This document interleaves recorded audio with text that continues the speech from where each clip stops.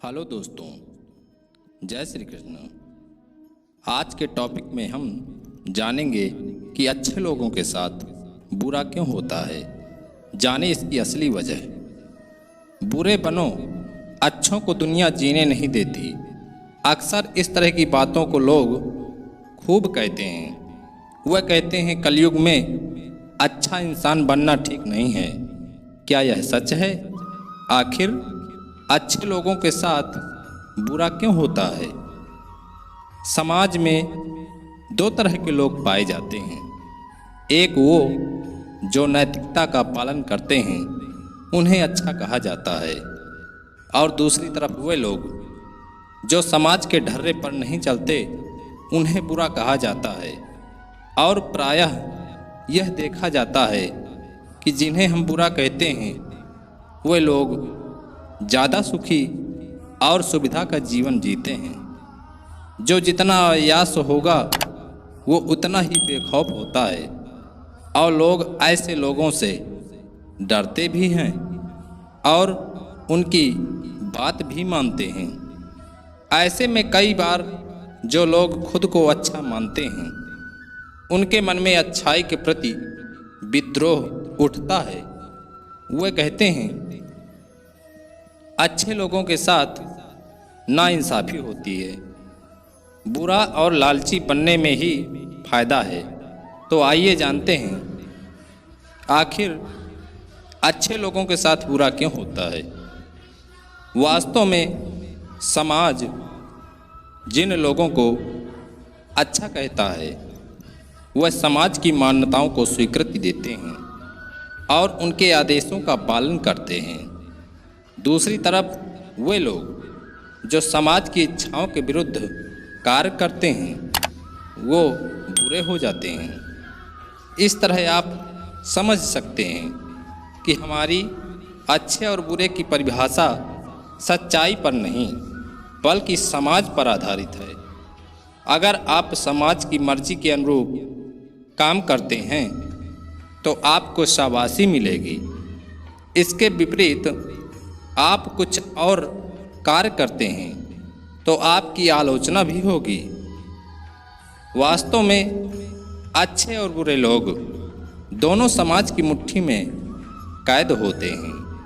ऐसे लोगों को समाज जब चाहे अच्छा और जब चाहे बुरा बनाने की शक्ति रखता है।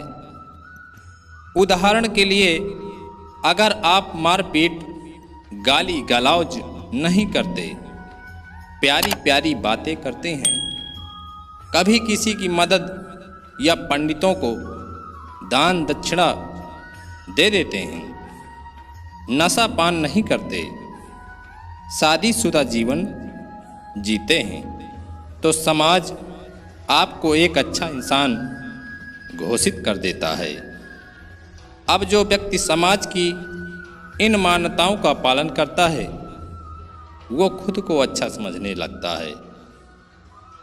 अब ऐसे में जब कोई व्यक्ति नशा पान करता है, गाली गलौज और मारपीट करता है, मदद की बजाय वह दूसरों से हमेशा कुछ पाने की सोचता है, लेकिन इसके बावजूद लोग उससे डरते हैं, उसे सलाम ठोकते हैं, तो ऐसे में उस अच्छे इंसान के मन में बड़ी तकलीफ होती है, क्योंकि वो जानता है कि वो तो दूसरों को खुश करने के लिए बहुत नियमों का पालन करता है।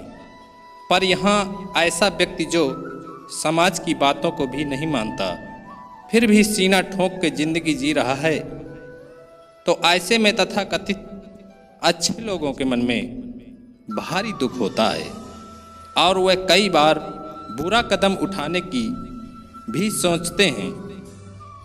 इंसान अच्छा या बुरा नहीं, बोधवान होना चाहिए। कृष्ण जी कहते हैं अगर आप बिना बुरा बने एक मुक्त और सुंदर जीवन जीना चाहते हैं, तो आपको समाज के द्वारा लगाए जाने वाले अच्छे बुरे के खेल से बाहर आना होगा। देखिए, अच्छाई और बुराई दोनों बहुत सतही चीज़ें हैं। कोई इंसान अच्छा है या बुरा, हम इस चीज़ को देखकर फैसला नहीं कर सकते कि वह करता क्या है। समाज में दो तरह के लोग हो सकते हैं, एक बोधवान और बेहोश। बेहोश मनुष्य वे हैं जो अज्ञानी हैं, जिन्हें खुद का और संसार का ज्ञान नहीं है। दूसरी तरफ बोधवान मनुष्य से आशय उस व्यक्ति से है जो अपनी हालत के प्रति जागृत है, जिसे मालूम है कि उसे क्या करना चाहिए और क्या चीज़ें उसे जीवन में पाना है।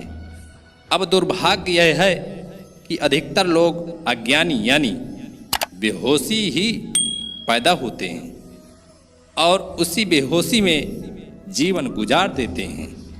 उदाहरण के लिए, एक व्यक्ति जो अज्ञानी है और खुद को दानी समझता है, अगर वह किसी रोते बिलखते को 400 रुपये दे देता है और उसी पैसे का प्रयोग वह दूसरा व्यक्ति शराब पीने के लिए कर देता है, तो क्या उस व्यक्ति की वास्तव में मदद हुई? नहीं ना। इसलिए अगर व्यक्ति बोधवान नहीं है तो इसका अर्थ वह बेहोश है, और बेहोश इंसान जो भी नेक कार्य यानी अच्छे कार्य करेगा, उससे किसी का भला कैसे हो सकता है? अतः भला करने या मदद करने का अधिकार मात्र बोधवान व्यक्ति को है, क्योंकि वो जानता है कि किस व्यक्ति को उसे क्या देना है। कृष्ण है बोध स्वरूप। बोधवान कैसे बने? कृष्ण जी कहते हैं, कृष्ण को हम एक मूर्ति और प्रतिमा के तौर पर पूजते हैं। हमें लगता है हाथों में मुरली लिए कन्हैया ही वास्तव में कृष्ण में हैं, परंतु कृष्ण से मिलना है तो वास्तव में हमें भगवत गीता पढ़नी चाहिए, क्योंकि कृष्ण का वास्तविक संबंध मात्र भगवत गीता से ही है। गीता के चौथे अध्याय के 11वें श्लोक में स्वयं भगवान श्री कृष्ण जी कहते हैं कि आप मुझे जिस रूप में भजते हो, मैं आपको उसी रूप में उपलब्ध होता हूँ। तुम मेरी माया को पूजते हो तो मैं तुम्हें माया पाने में मदद करता हूँ, लेकिन अगर तुम मुझे बोध स्वरूप पूजते हो तो मैं तुम्हें बोध देता हूँ। बोध से आशय समझ से है, अर्थात अपनी वर्तमान हालत का पता होना, ये जानना कि मन क्या है, यह शरीर क्या है और मन इधर उधर भागता क्यों है, ये जानना और फिर मन को सच्चाई की तरफ ले जाना ही बोध है। कृष्ण माने वो जो बोध स्वरूप है।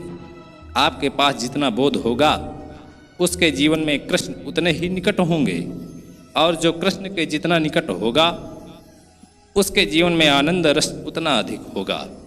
आनंद रुपया, गाड़ी और तमाम इस तरह की सांसारिक चीज़ों में नहीं।